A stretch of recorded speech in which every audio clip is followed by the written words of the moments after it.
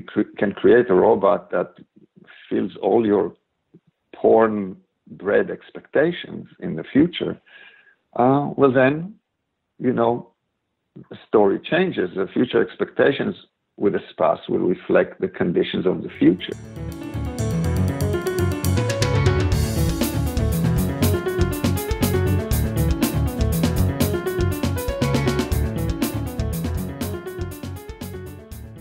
Hey, welcome to Unlatched Mind. My guest today is Dr. Noam Shpancer.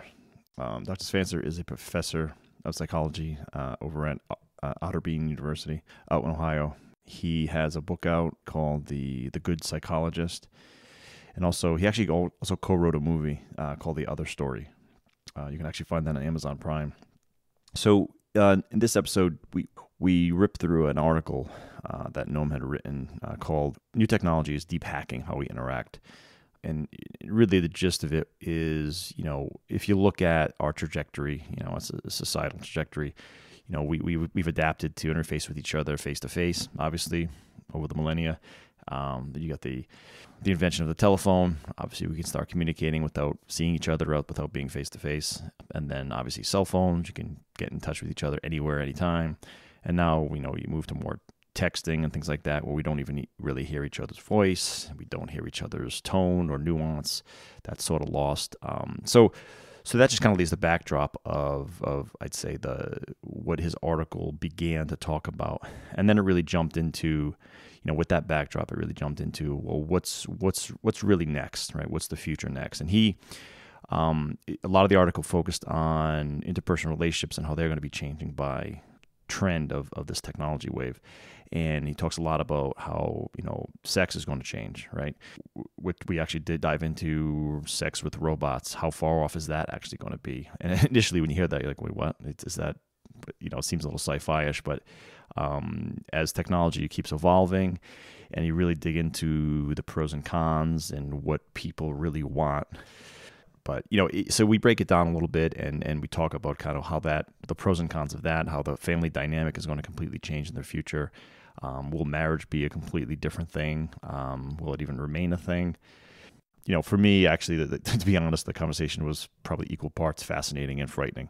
But if you're honest really about where the trends are going and you really look at it, it's tough to deny kind of where things are going. But anyway, with that, I give you Dr. Noam Shpancer.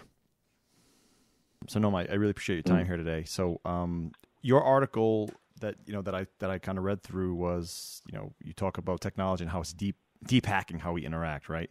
So this general topic is super interesting to me. I mean, overall, and we'll jump in a second, but overall, I just think the fact that technology is way outpacing our ability, society, to adapt to it, and I think that's just kind of what I've been seeing. And obviously you have a lot more, heuristics and data to back up whether that's true or not. But that's kind of was running through my head a lot of time, majority of the time I was reading the article. But before we jump in, can you just give a little background on yourself and what you study and what you, where your focus is? Well, I'm a psychologist, trained as a clinical psychologist, and I have a private practice here in Columbus, Ohio, part-time. But my day job is on the faculty of Otterbein University, which is a small liberal arts college in Westerville, Ohio. And so I teach psychology, and my interests are broad. My research focuses on child care and child development. My clinical interests are with anxiety disorders in adults. I teach classes on personality, on psychopathology, on social psychology, on human sexuality, on health psychology, positive psychology. So I have broad interests, and I kind of try to teach what interests me, right, which helps me learn about, because when you teach, you got to learn something about the topic. So I get to read and think about those issues in psychology that interest me. I also am a writer. I have a side hustle as a writer. So I have this blog in Psychology Today that you saw. Yep. I published a few novels. I wrote a movie that's out now, in Israel, my home country. Oh, really? I like to write. What's the title of the movie? The movie is called The Other Story. It came out in Israel. I co-wrote it with the director, Avi Nesher, in Israel. It came out in 2018. It was the most successful Israeli movie of 2018.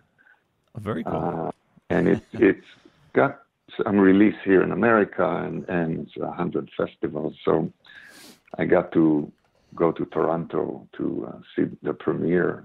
So, I have kind of a fun side gig with writing, and it gets me all kinds of interesting experiences, including this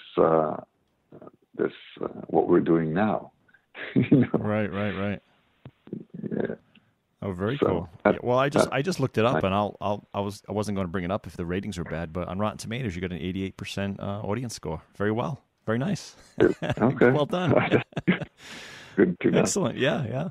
That's excellent. Well, cool. So again, your article that we're going to talk about today, I think the exact title was "New Technology is Deep Hacking How We Interact," and I think you had like a subtitle that millennials are having less sex and they're texting more. Is there a relationship? And I feel like I feel like that was just a backdrop to the overall theme of the article. And I guess to start, what was the main? Could you just summarize we'll dig into the details, but the main summary and what you were trying to get across in the article was what was the main point, would you say, if you got a quick summary of it, and then we'll go into some details. Yeah. Well, I speak of hacking in the sense of technology that subverts or shortcuts an existing organic system to provide the end product without the original process. Mm-hmm. That's kind of the definition of the process I look at. And you can see examples of that in many areas. And that kind of hacking, I think, can be very consequential in unpredictable ways. And that was kind of my interest in writing this, is providing some examples of this. And much of this has to do, in my mind, with how new culture is hacking old, evolved biological tendencies. Right. So, for example, you can see, once you see it everywhere, and I can give you a few examples. So, for example, we've evolved to like sweet because in our evolutionary environment, in nature, as it were, sweetness is a proxy of good nutritional value, like ripe fruit and vegetable. So we've developed this association, sweet equals good, because sweet was good, in fact, in our old organic process. But our new food technology has developed a way to separate the sweetness compound from its original meaning. So now we can attach sugar to any non-nutritional food, object and deliver the pleasure of sweet, divorced from its original nutritional value. Right. So, sugar now is killing us. Right. So it's a subversion of the original. So you produce this pleasure of sweetness without the original process of delivering nutritional value. And, you can see this the same with novelty. Our attraction to novelty evolved to help us survive. If you're in our evolutionary environment, you need to pay attention to what's new and what's moving around. If a new thing shows up, it may want to eat you. So you can't be blasé about it. Right. It's also an opportunity to figure out something, some advantage. So we evolved to get excited to novelty. But our technology can now supply continuous novelty, for example, in porn or in online magazines or Netflix, shows. And so we can't stop consuming, even when it's to our detriment. So, for example, how can old-fashioned sex, compete with porn or Netflix? So you deliver the end product, novelty, without the original process that was to support our survival. So now it leads to detrimental consequences. And by the way, you can look at it, a variation of this. For example, if you look at the culture in terms of celebrity, look at celebrity culture. So it used to be that if you worked hard, became good at something and unique and special in your ability, eventually people pay attention and reward you by putting you on a pedestal in some way. So we have an association between, seeing someone on the pedestal and, assuming that they're worthwhile. Right.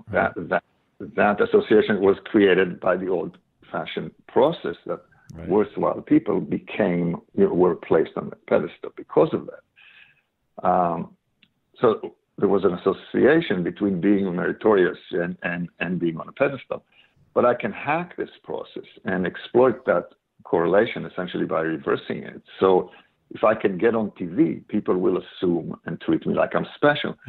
So instead of working to become competent at something, I can hack the process and just work to get on TV. Right. And if I manage to get on TV, the old assumption will play and people will assume I'm special. And that's basically reality TV celebrity culture in a nutshell. Right. Exactly. So these are the processes I'm interested in and kind of try to address some of that in the article. Right. Yeah, that's it's almost a little depressing, right? Because and that was a great intro that really just, I think, characterized the trend that we're seeing, right?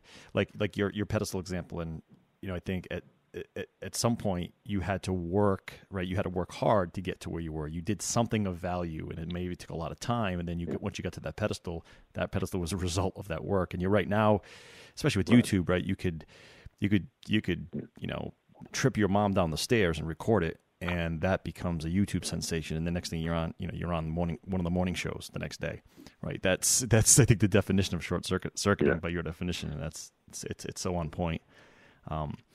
So you start the article, I think, by drawing a corollary between how we evolved to, I think, communicate as humans, face to face, and then obviously phone calls became a thing, and now texting is the thing, and obviously that seems like for me, the first thing that jumps out, and is the timeline associated with these transitions, right? The face to face evolution.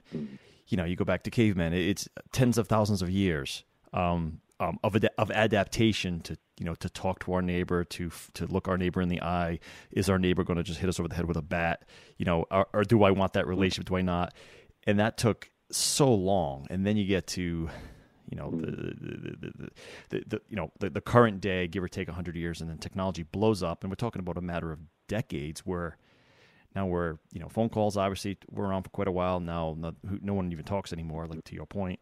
Now it's texting, and then what's next? Hologram type stuff, and just passing thoughts across the internet will be something that's, I feel like, not too far in the distant future. So, do you feel? So, what concerns me is, again, the timeline, the acceleration of technology, and our inability to adapt. Is that something that concerns you? Yes, it intrigues me. I would say yes. I think, and you're right. I think we're seeing something fairly new, not only in the new technology, but in the pace of new technology.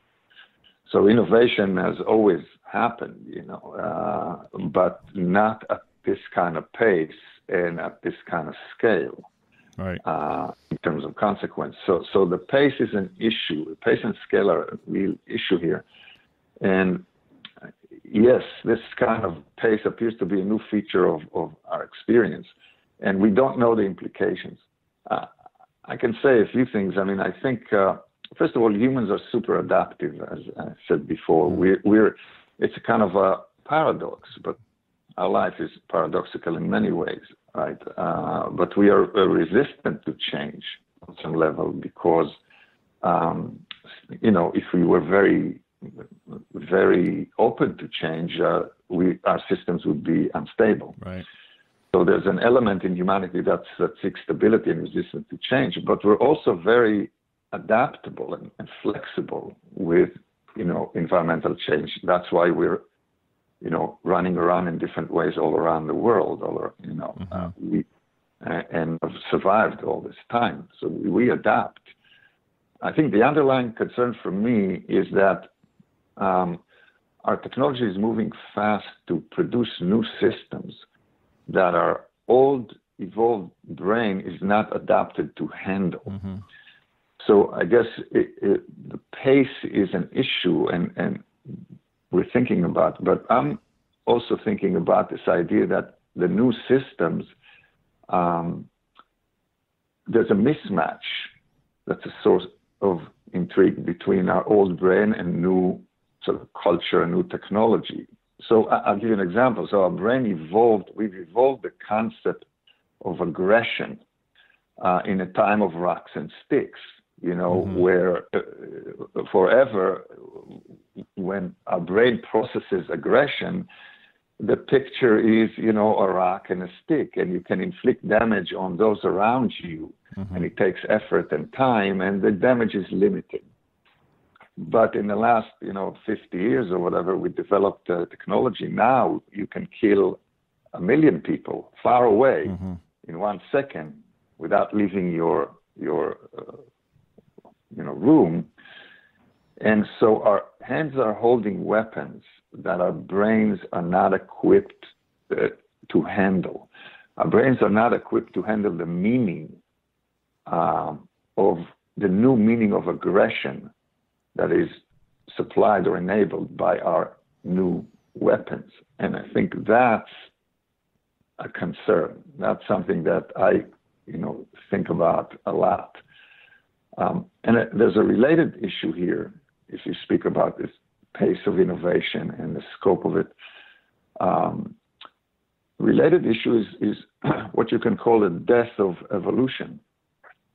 There's a lot of discussion of that, I think, in kind of the scientific circles. So the idea is that for biological evolution moves slowly, by genetic selection, survival of the fittest, natural selection. It's a slow process. But cultural evolution moves fast. Culture and technology, as we say, changes fast. And so, for example, in the past, weak babies died. Evolution works by killing the young before they reproduce. Mm-hmm. But our technology has allowed us to save all the weak young. Mm-hmm. So we're able now to keep all the babies alive, essentially. So a general mechanism for biological evolution is subverted. And the question is, what does that mean? And it appears to be, some people would argue that it's replaced by fast cultural evolution. So the gene, the unit of analysis of biological, the engine of biological evolution is replaced by the meme, which is basically cultural product or cultural technology or innovation. And these memes, these cultural bits of knowledge compete in a Darwinian sense in the marketplace, in the culture for the survival of the fittest technology. And if that's what's going on, if the essential battleground now is, cultural evolution, and the essential engine of our development is a cultural competition, not biological competition, then you've entered an environment that's new and unfamiliar. And I don't think we understand it very well. Mm-hmm. So these kind of things are on my mind. I guess I'll say that, though, if you look at the change and the pace of change, you want to realize that if you take a step back, every movement, every change has varied consequences, good and bad. And assessing good and bad is not that easy. I mean, it depends on, what time frame you're looking at and who's doing the assessment by whose values and so on. So there's complicated questions about what this fast-paced change process is doing. But I think every trend brings a counter trend. There's fast food, and now there's kind of slow food movement, and there's streaming, and then the vinyl comes back, and so on. And right. we have fast cars, and now people like the bikes again, so something is always lost when another thing is gained. But it's not easy to judge what's going on. And going back to your texting, example, we're talking about the kind of fast pace of change in communication. Yes, something is lost when you text rather than talk face to face. But something is also gained. And so there's going to be a pragmatic question as to cost-benefit ratio. If more people feel that the cost of losing the face-to-face richness is low enough, and the benefit of being able to communicate quickly without a lot of emotional baggage and all of that is high enough, then this will take hold. Now, as a psychologist, there's an issue at play underneath here that's fascinating to me. And that is that the benefits of texting, for example, that new technology, are very immediate and very fast. But the losses we take from neglecting face-to-face interaction, let's say, may emerge only down the road. So you have an unbalanced equation. And this is an issue in psychology because, our brain is biased. Our brain likes immediate gratification. It's a short-term brain. That's why, French fries don't frighten you, because the heart attack is 40 years away. You know what I'm saying? Yeah. That's why if I give you, I tell you I'm going to give you $100 now or $120 in 6 months.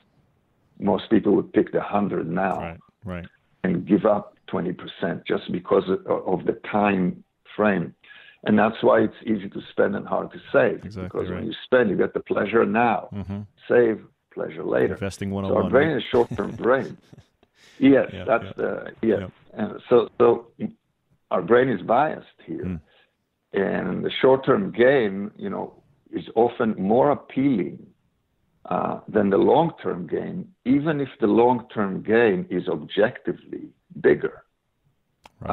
And the problem with that is that we make decisions, that in the short term are appealing and solve problems, but life is long-term. And short-term solutions often become long-term problems. This is the whole story of addiction. When someone starts shooting heroin, they're not doing it to add a problem to their lives. They're doing it to solve a problem. And it works really well in the short term. If you're high, all your misery and pain and loneliness are gone. So the next day, when you feel miserable again, well, you're going to go to what works. So you're going to do the heroin again. And it's working in the short term. Problem is, life is long term. And 2 years later, now you just added the problem of addiction to whatever problem you were trying to solve. And heroin is no longer working for you. You're working for it. And the life is ruined. And this is, in my practice, I see this, I tell my clients, avoidance is heroin. Because, when you deal with anxiety, many people, if they have discomfort in a situation, anxious, they avoid it. And it works really well in the short term. But avoidance only teaches you to avoid more. And if you rely on avoidance to deal with life stress, very soon you're going to be avoiding life. So long term, now avoidance is ruining your life. And it's become a bigger problem than whatever problem you were trying to avoid in the first place. So that mechanism of the short-term gain that's so tempting for us, and our inability to see and plan and feel the long term as urgently, that always lurks around. And it's an issue here too, in the sense that texting and the social networking and all of these things are immediately satisfying. Solve the problem right now, but the long-term consequences are yet unknown. Right. And may not be that great for individuals or for the culture. I think that's the concern. Well, there's and I did an entire couple episodes on just social media, and I think one of them was called Social Media versus Humanity, because it's not like to your point earlier, there's something lost, right? So for example, Facebook, Twitter, these social media platforms, even texting and Snapchat, everything. There are the pros of instant communication, instant information sharing, whatever you want to call it, thought sharing. But there's also the inability, the anonymity to bully the crap out of someone, right? And I think of kids a lot because I think they're mostly affected, right, by this. Where to your point earlier, we evolved through face-to-face, in-person communications. Where if I said something to you that was completely over the line, you could just punch me in the face, right? Or right, and that's over the generations, that's how you gauge what you should say, how you should say it. You always had to at least, and then there's many other factors that you should consider, but that's at least one of them. Now, with social media, that's completely out. Not only do I have to not worry about that, I don't even have to know. You don't even know who I am, so there's not even an identity issue. So and you see it with young kids in school, and the parents have no idea how to handle it. Because in their generation, it didn't exist. So that's why for me, I always go back to the rate of change, because it's like even the generation prior who was our job as parents to our children are supposed to, is hopefully make the kids' lives better than ours, but we could hopefully at least, bank on the wisdom we developed growing up. But now because of this change so quickly, it's like the parents can't even rely on what they were brought up and what they learned. It's a little scary from that regard. It really is, because I do think there's a decoupling from with the parents' generation to the kids' generation, because of this such great pace. But then I'm trying to be like, well, am I being that? Am I thinking of this like every generation thinks their generation was better, right? And it's just, or is this just the normal? Is this one truly different with technology, or is this just the progression that we're all on and we'll all be fine? I don't know. It's a question, and you're mentioning interesting things processes that are going on. I think first of all, if you read history, then you find clearly that we've had these kinds of concerns that we're talking about, right, including pace of change, the meaning of change, the effects of change, have been going on since forever. Mm-hmm. And so this is not, it's new to us, and it may be new to the species, but 300 years ago, there were also innovations that were new to them and new to the species. And so they had to deal.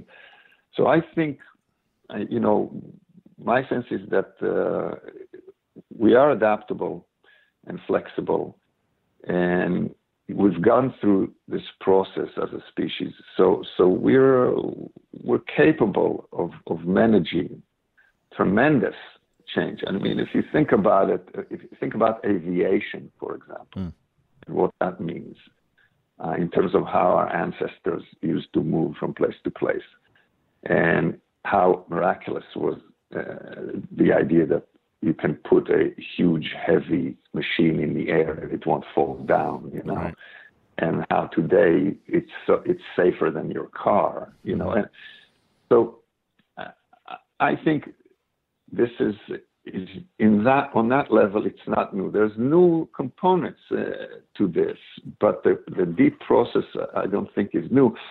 And the other thing is, I actually look at it. I think every generation is better than the previous one, if anything.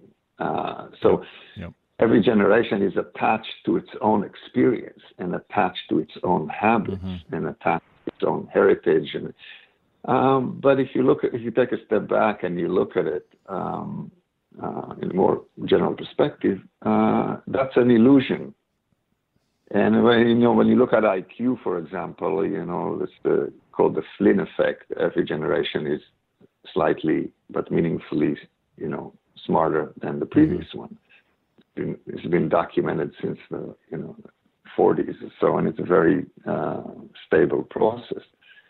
So I actually have a tendency to, they say pessimists and optimists end up in the same place, right, in the ground. So you might as well be an optimist. So that's my take on it. And also, it's not easy to know, to disentangle influences and know what's going on, like I said, because, things change, many things change at once, and every change begets other changes. Mm-hmm. So when we look at a picture now, we're thinking, from what we know now, we extrapolate to how things will be in the future, but the future will be different in many ways. Right. So, if you take a broad perspective, you can say that, the physical reality, so we sit a lot, and that's not good, and we eat a lot of, fast food and just, fat and salt and, sugar with no nutritional value, and so we get, obese and we move less, and that's not a good thing. But you can't necessarily say that we're generally less healthy than people 300 years ago, because we're more obese now, but less starving.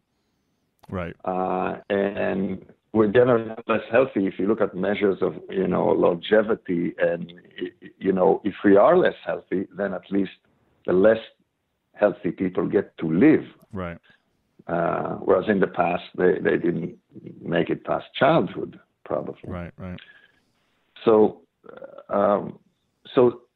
a process is multidimensional and difficult to assess, is what I'm saying. So when I hear doom and gloom assessments about the future, or when I hear rosy assessments about the future, I tend to be skeptical and lean to a storyline that's richer and that's going to say there's going to be good and bad to it.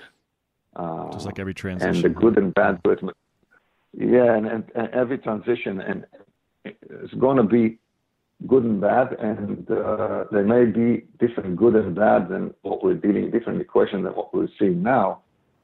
But the human story continues. And this is something I think, you can debate. But if you look back, technology moves really quickly. There's no doubt about it. If you took the biblical Moses and brought him back to life and gave him an iPhone, his head would explode.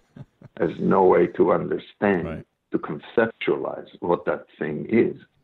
But if you brought the biblical Moses and told him about your problems with your kids and your wife, he would have no problem understanding. Right. So human psychology has not changed. The Bible and Shakespeare and, movie of the week on Netflix, the same themes, same problems, same issues, same conflicts, same dilemmas. Right. Human psychology has been very stable in the face of unbelievable technological and cultural change. So my bias is to think that it's resilient in this way, that we're going to keep our humanity even as we move to different environments. Now, right. Whether that's both good and bad, right? Because humanity has the dark and light angels. But I think that's more likely than that we are going to lose our basic, what we define and know and characterize as basic humanity. Mm. Well, so I'm wondering if your that approach, well, your feelings there, I would say relate to the next topic which you covered, which is really, I would say, for lack of a better phrase, the evolution of sex, right, and porn. Mm-hmm. That one's fascinating to me, Yeah. just because you know that some of the points you pull out, originally, right? This, sex was coupled to procreation, right? Creating more life, creating human life, and that since. And I think you called it out specifically, since contraception came, medical science introduced contraception, since the pill revolutionized, so many things, the birth control pill. And then you overlay that onto, you overlay pornography on top of that.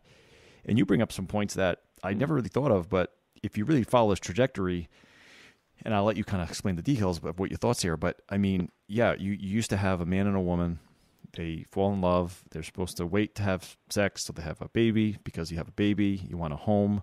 You want to bring up that child together, and the mother had a certain tie to the baby, because the baby was literally was in the womb, the physical body of the mother, and there's all the science that says that's the best thing, and dads don't have that bond with the child as much, because there was literally a change in that baby's brain because they were inside the mother, and you could just check all those boxes, but the trajectory that you're summarizing, which is, well, we just have sex for pleasure now. We can turn the pill on, off, stop taking the pill for a week, have a baby, go back on, have as much pleasure as we want, not have another kid. Then you take that to the next level. So why does a man need a woman, or a woman need a man? Technology and porn, I can dial up or tweak any variable I want immediately, free on virtual reality now. And then you take into you start going even future. Robot sex is a reality that's going to happen. It's already happening, and I think naysayers say, well, that's not the same.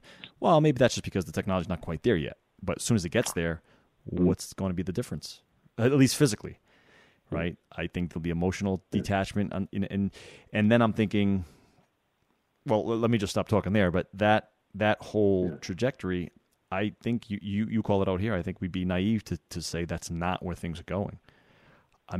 Is that just yet another, to your point earlier, is that just yet another transition that will be okay? It's tough for me to wrap my head around it, but I want to be open-minded there. What do you think, I guess, the ramifications of this trend is going to be, and is this going to be good or bad for society, or is it just, like you said, another trend? Will there be some pros, some cons, and we'll just get through it? Yeah. It's hard to know. My bias is to predict the latter. I think there will be pros and cons, and the species will learn to adapt and manage, with problems. But it's a fascinating topic. I agree with you, and I teach a human sexuality class about human sexuality, so I'm interested in that professionally, and it's also just personally fascinating, I think, this whole issue. So, a lot, again, it's not easy to tell good from bad. I'll start there. When you look at development and technology and change, it depends. Are cars good or bad, for example? Well, it depends whom you ask and when. And, well, now we know that they pollute, but they also help create a lot of wealth in the culture.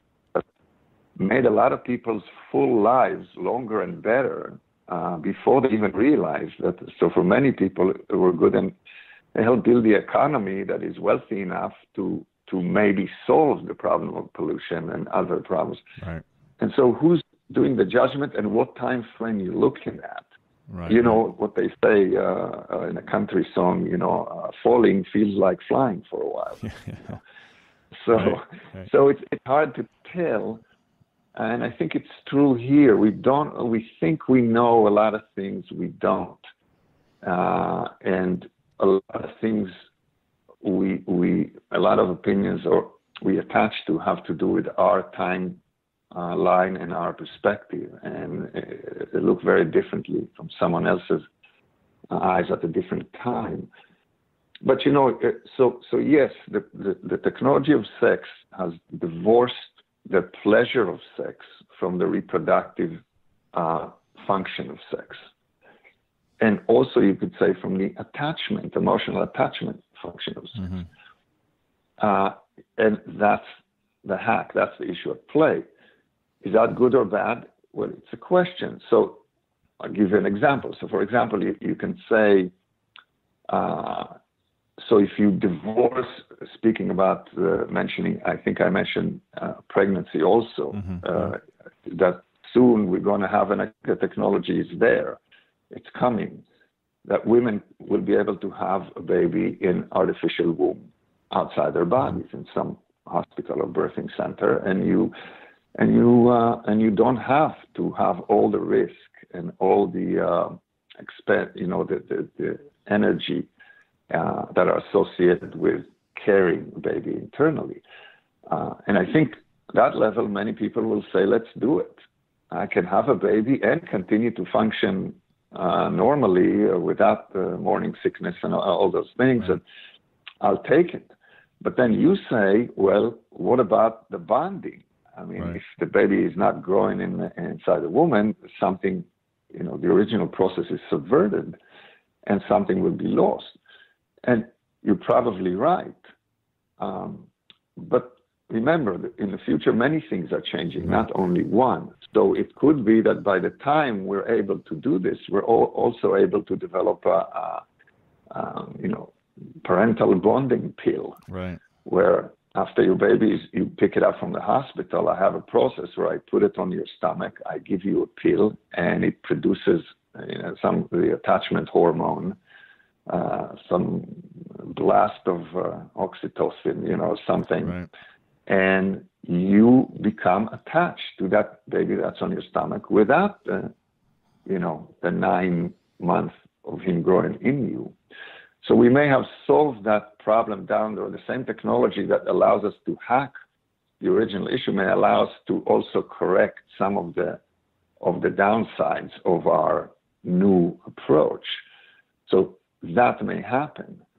The other thing, if you look at this kind of sexual hack, I completely agree that first, that this is here to stay, that this is happening. So, and I find it completely plausible and probably inevitable that people will at some point choose to marry robots.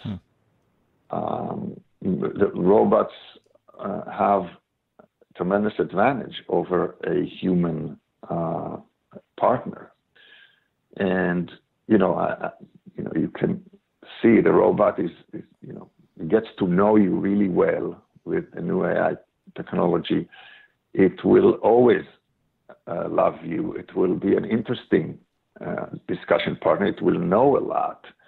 It will anticipate you really well. It will not have bad days. It will not, betray you and hurt you. And it will like what you like.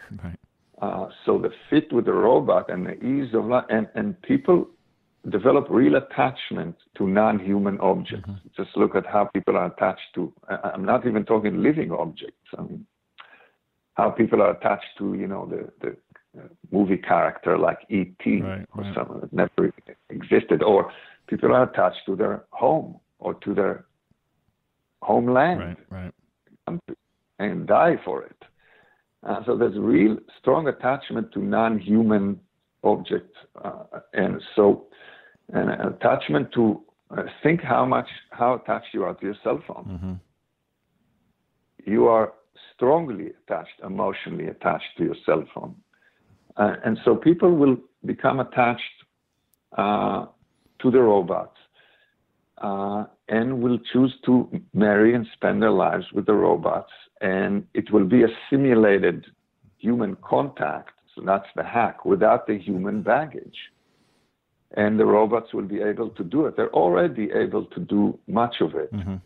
And my prediction is that will happen. It will solve a lot of problems, because many people are now lonely because they cannot attract a real human to love and to stay with them, to live with them.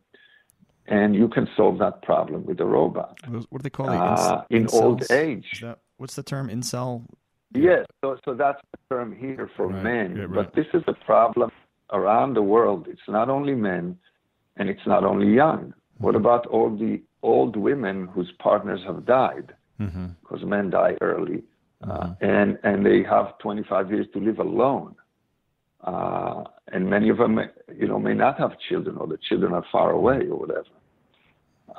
And so, why can't that person have a handsome, attentive, loving, smart, interesting, funny, helpful robot lover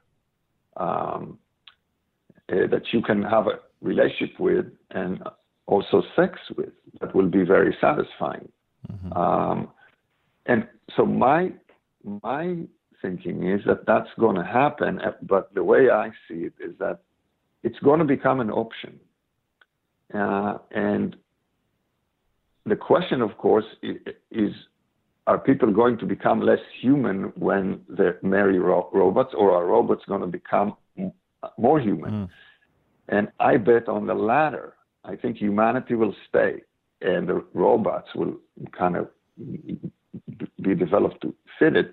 But I think there will be a choice. You will have kind of the two tracks. You can, in the future, you will be able to choose to marry a human or marry a robot, and there will be different sets of expectations for each, and different sets of rules or laws, perhaps. But they're both going to be acceptable, and people will have the choice, and they'll be able to make up their minds the way they want to. So, I think realistic expectations depend on reality, right? So when you say robot or porn gives you unrealistic expectations, yes, about regular women, but we can create a robot that fills all your porn-bred expectations in the future. Well, then, the story changes. The future expectations with a spouse will reflect the conditions of the future. And so I think we will know what to expect from a robot spouse and what to expect from a human or hybrid spouse, and separate sets of expectations. And I think that's what's going to be. By the way, this issue is interesting to me personally, because, my two lines of work are, doing psychotherapy and teaching, call it. And I think just as is going to happen with sex, I think the same thing is going to happen in therapy and teaching, that we're going to be largely replaced by robots, because there's already great research accumulating evidence that, AI therapist, a computerized robot therapist, is better than me. People disclose more to a computer, in part because they're not worried that it will forget and they'll have to repeat it. They're not worried that it will gossip about them or form a bad opinion, has prejudice about what they're going to say, or that it's going to, divulge their secrets to, someone, or use it against them. So people talk more openly about their secrets and problems to computers already. And, the computer is a great therapist, because they're not biased. They can detect patterns that I can't, because they have a perfect memory. And they can synthesize information much faster and better, so they can come up with the right question, the right diagnosis, the right direction to move in therapy. They don't have bad days. They don't get tired. They're not late. They don't have any accounts to settle with the world, that they bring into the session. So I think in the future, it's already happening. If you have a psychological problem, you're going to either purchase a program, an app, or have a robot or some sort of a mechanism that you will interact with to solve your problem. And that's going to be very effective. That robot is also going to measure your facial muscles. It's going to look at your speech pattern. We can already predict future, certain future episodes of disorder by of psychosis by slight changes in speech a few weeks early. I can't do it, but the machine can. Right. So that robot will be much more effective therapist and also a teacher. I teach now psychology. Okay, let's assume I teach introductory psychology. There's 1,000 teachers in America right now teaching the same material in 1,000 different schools. Some of them are good and some are bad, but they all cost a lot of money. So in the future, we're going to take the best of those. We're going to have sort of an AI mechanism, to project that best, professor into 1,000 schools and have students interact with them and that knowledge. And we're going to save all the money and time and improve the quality. So I'm predicting my professional demise. Luckily, I'm old enough that this won't happen, in my time, probably, but it's definitely happening soon. Well, it's happening in the medical field, in general. Just computers are much better at reading MRI results and X-ray results, things like that. Absolutely, the CAT scan, whatever it might be. Yeah, I mean that's it's a no-brainer. Right, absolutely, and absolutely, and it's an interesting point because a lot of jobs that are high skilled now, highly paid, are going to be obsolete because of these improvements. So we a surgeon or a pilot used to be highly paid jobs, still are maybe for a while, but not for long, because the computer can, the robot can outcut any surgeon with precision, and computer can pilot the airplane. They're already piloting the airplane. Yeah, if you ask a pilot what they do, it's like, well, we help a little bit on takeoff, we help a little bit on landing. For the most part, we don't do anything. That's what a pilot would tell you. Not to undercut what they do, but I've heard pilots say that. Yeah, no, that's the case. It's a computer. The computer is piloting the airplane, and generally, it's a good thing. Yeah, for sure. So I mean, self-driving cars are going to be much safer than us flawed humans driving them. That's going to be. I mean, that's an absolute fact. Yes. I mean, that's. Yes. The human factor is the leading cause of accident. So I think going back to our original, topic, talking about hacking sex, I think it's happening, and it's happening fast, and it's going to be it's a complicated future we're walking into, but I can't see it as inherently or necessarily bleak. Yeah, where I get a little foggy is, again, children, where where you got little ones coming up. And again, this is just traditional view on the world, right? If you look back, you had a family, you had a mom and a dad, and that's the only way you make a child. And if the child had no mom or no dad or neither, they grew up, statistically, they were much worse off than if they had the. So it's like, if I just see a lot of tentacles, and again, I'm trying to be open-minded, but at the same time, I can't completely unroot myself from some of my traditional values. But it's if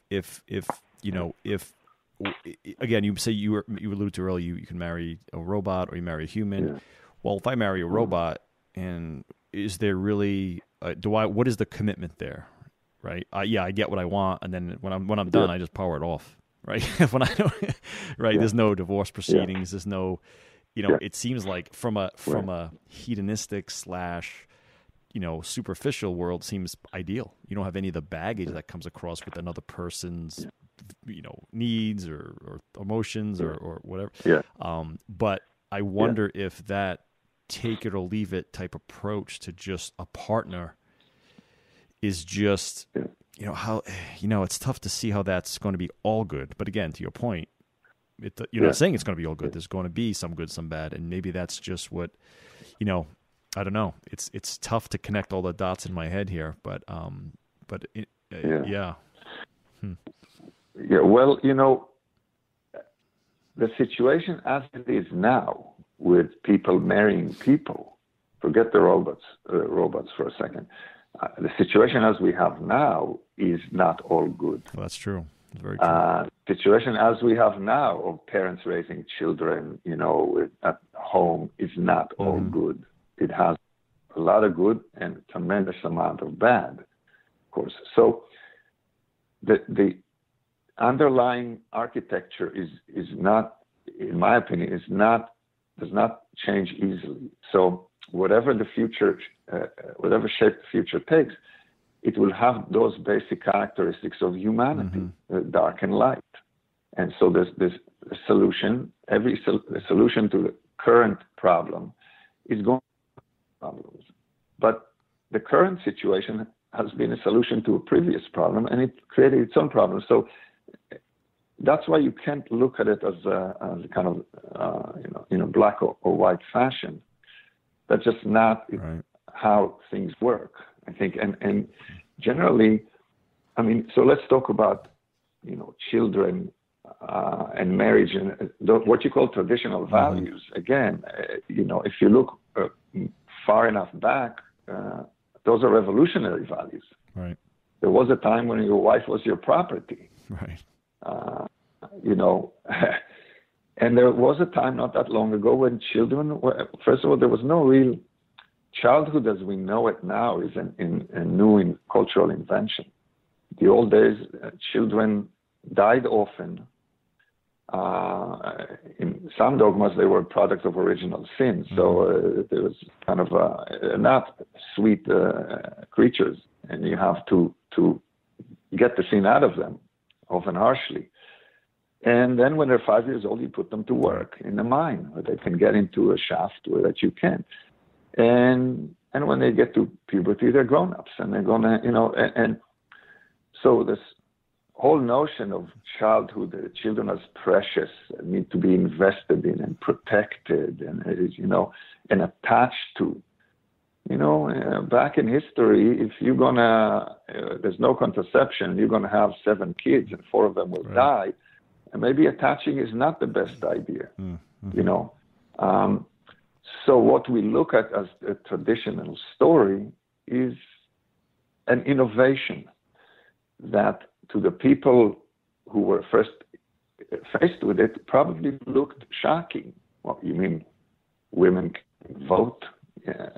Shocking, development. Or what do you mean, life without slaves? So a lot of things that we look at as that's a naturalistic fallacy. A lot of things we look at as the state of nature are just the state of the culture that we know, but they're actually not natural. They're innovations from the past and development. So that's the first piece. But I think when it comes to children, so you're looking at the situation now and you say, man, how will technology change the way we interact and love children and the way we guide them and the way the children grow up and all of that.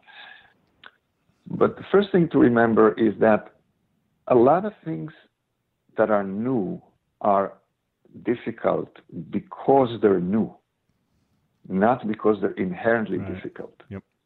You see what I'm saying? Yeah. So if I ask you to, learn how to, play some tune, a simple tune on the piano, you never played piano, you're going to tell me it's difficult, but it's not. Right. It's just new. And after you practice for a month, you can do it in your sleep. So a lot of things we look at, a lot of new things appear difficult to us, but they're not inherently, and some things are inherently difficult because of a biological or psychological structure. But some things are just difficult because they are new to us and it takes time to adjust. And so in psychology, you often see that the effects of a certain technology change over time as the technology spreads. So when a new technology is rare and let's say first generation, yes, there's a lot of mistakes and problems and stress involved in using it or being a part of it. But once it spreads and develops and becomes normative, Then it turns out that it wasn't really bad. It was just Right. new. Everyone wanted, everyone has it, and everyone knows how to use it. Then it turns out that it's good. And you see, for example, divorce, if you want to talk, family, say, divorce has some inherently difficult components or aspects of the experience to, because loss and impacts us in terms of our human architecture. But the effects of divorce on children are strongly related to how divorce is common in the population. You see what I'm saying? So if you are the only divorced child in your classroom and in your neighborhood, then you're going to take a lot of stress. Yeah, but that's not something that's inherent to divorce. It's just a factor of, the social context. If everybody around you, if half the children in class are divorced, then the effects are mitigated. Interesting. You know what I'm saying? Yeah. So you have to be careful when you think about the effects of technology on the family. Let's say how you raise and parent. Some of the fears have to do with the fact that it's new. We're not very good at it, or not enough people are doing it, and so there's that kind of attention. But my underlying sense is that the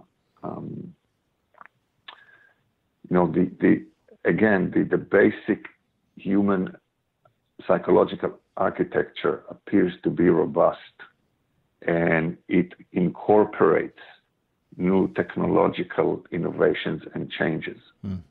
We used to think that a horse and buggy was, a miracle because the wheel, man, that's a huge innovation. And then to domesticate the horse, and that took a long time. And then to put the two together, and now we don't have to walk. Well, a few years later, and we have a ship to the moon or something, and we still get up in the morning, and love our children, and feel conflicted about things and so on. So my sense is that we are robust, and this is something that people often get, I think, wrong about the impact of innovation. Human beings, the default mode is resilience. Yeah. Sure. We pay a lot of attention to what is not working or to danger, and that, of course, is a survival value. That's why your brain is Velcro to trouble and Teflon to the good stuff, because you can't afford to miss trouble. Right. If you miss the line in the bushes, you may not have tomorrow. If you miss the ice cream truck, it'll show up tomorrow. I like fine. that Velcro to So trouble, brain, Teflon to good stuff. I like that. That's not mine. I borrowed it from some psychologist, a book I read recently. I like that though. Yeah. And his name. But the point is that we tend to pay a lot of attention to the bad and what's not working and what's dangerous and what's flawed. That's why there's bottlenecking on the highway when there's an accident on the side of the road. Everyone wants to look and slow down to look at what? Mangled cars and dead bodies. It's not pleasure. It's an evolutionary adaptation, that you have to pay attention to something threatening or dangerous, out of the ordinary, and so on. That's why you get plane crashes reported, but planes landing safely is not. Right. However, there's 1,000 planes landing safely every minute, every day, and you hear nothing about it. So this is why when you read the front page of the paper, you see all the trouble, because the front page of the paper is a reflection of our conscious mind, which is scanning the environment for trouble and latches onto it as an adaptation survival mechanism. So the papers can manipulate that. That's another hack, by putting all the murders on the front page. So you will read, because you can't help it. You have to read, So even though the murder rate is down, of course, and you're safer than you've ever been, So that's another hack here. But the point I'm making is that people forget that our default mode is resilience. Yeah. Meaning, yes, children who have difficult childhood, many people who you meet who have troubles as adults had difficult childhood. But that doesn't mean that most people with difficult childhoods end up in trouble. Right. Actually, no, these are separate distributions. So the fact that most people in prison are criminals doesn't mean that most criminals are in prison. Right. So you see what I'm saying? So actually, the fact that you hear a lot and attend a lot to trouble doesn't mean that trouble is common. Right. And so, in fact, trouble is the outlier. Resilience and functionality and normalcy are the rule. If it wasn't the case, then the species would devolve. If we were very, very super sensitive, if disorder was our default, then the species vanishes. So you want to be clear that when new technology shows up, it's new, unfamiliar. So there's attention to it, and then there's stress about it, and there's a lot of unknowns about it, and there's a lot of fears and so on. And what are we going to do, and how are we going to adjust, and what will be of the kids, and so on and so forth. And you look back, and at the end of the day, humanity survives. Well, and the basic structures are intact. Yeah, I mean, I usually end these with, because sometimes we get into these deep conversations, and it seems like society's collapsing around us with some of the topics. So, I usually end them, hey, are you optimistic or pessimistic? But I think you certainly just summarized that. So yeah, I think there's some weird concepts we kind of unraveled there, but I don't, when you lay it out the way you have, it's like you really can almost just, I think at the end of the day, our perception of it, if just perceiving it from our experience and our generational viewport, it looks very, viewport, however you look at it, but it looks very different and very, but when you zoom out and you look at that trajectory, yeah, to your point, we've gone through many of these before. They look different each time, but the general theme is the same. We adapt to some good, some bad. There's still plenty in my head that it's a little troubling, but it's less troubling. So. Yeah. Well, I'll give you an example on that level. So you think about morality, for example. That often comes up because, like you say, if attachments are weakened, or if you marry the robot and you can dispense of it, what about commitment? And so I would say people will be committed to their robots. That's what's going to happen. But that's a different conversation. But I see your concern, and it often boils down to one of the big issues, and what will happen to morality, for example, and how people treat each other, and kind of the rules of that. And I'm going to, if you take a step back, I'm going to make an argument that that's the question that always comes up when there's new technology. What will happen to morality, and then what will happen to employment? Of course, that's another question that comes, and always in history.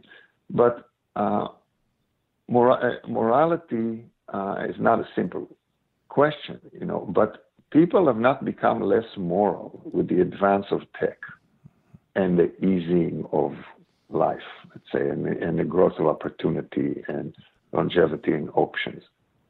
I can make the argument that perhaps people have become more moral if you look at history, that we are now living a more moral life than our ancestors, perhaps because of technology. So there's a kind of a knee-jerk assumption that when you see the old ways changing, that somehow that will lead to a deterioration of the moral fabric or architecture. Well, that there I think depends but the heavily. Evidence doesn't bear I think that really does heavily depend on how you define moral, right? Morals. I mean, so this is a whole. This has got to be another episode because this could go 2 hours from here. Right. I did write myself a note. I'm like, right. Right, and I think I put a little note in the discussion points I had sent you. But at this point, are we just? Yeah. Is this just the realization that human beings are just always going to be seeking pleasure and ease, and do we accept that as okay? Is it pleasure and ease above all else, right? Is there, if then why do we need a moral compass, right? Can you just kill robots? Thou shalt not kill. Does it affect us anymore? Do we care? Where's God in all this?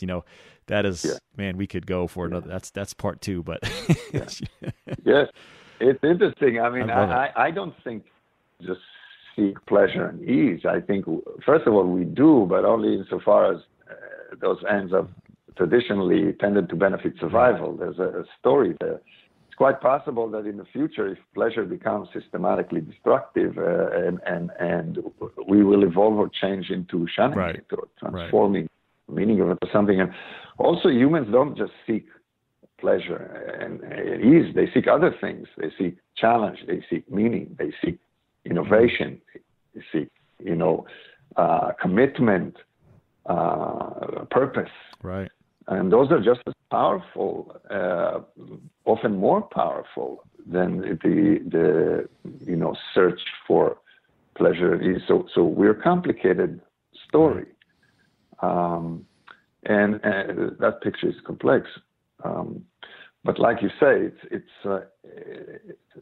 another topic you can branch into. But I think the kind of underlying assumption that some people make that this new, high-paced technological change, revolution that we're definitely in the midst of, that's a calamity, for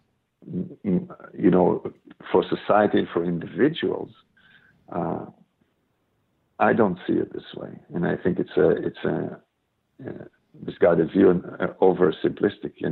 Einstein said, "Make everything as simple as possible, but not simpler." Right. I think this view is simpler. Excellent. Yeah. I mean, great conversation. This was fascinating to me. So let's wrap this up. What else you got? So you got the movie, The Other Story. So where can folks see that? Well, the blog is available on Psychology Today, of course, and that's actually a fairly popular blog. It gets about 1.5 million hits a year, and I publish once a month or so about all these topics and others, so people can see my writing there. And I have a few years ago I published a novel. It's called The Good Psychologist. It came out in the U.S. and then translated into 5 or 6 languages. So you can buy that in the bookstore or on Amazon if you're interested in psychological fiction. And the movie is playing in selected, independent small theaters and festivals around the country right now. It's called The Other Story. Okay, very cool. So that's another place to see some of my writing. And otherwise, it's podcasts like this. Well, Noam, I appreciate the time, and like I said, thank you so much for this. I appreciate it. All right, thank you. All right, bye-bye. Bye-bye. And that's about it. This episode of Sex with Robots is done. Anyway, hope you enjoyed it. We'll see you next time. Thanks.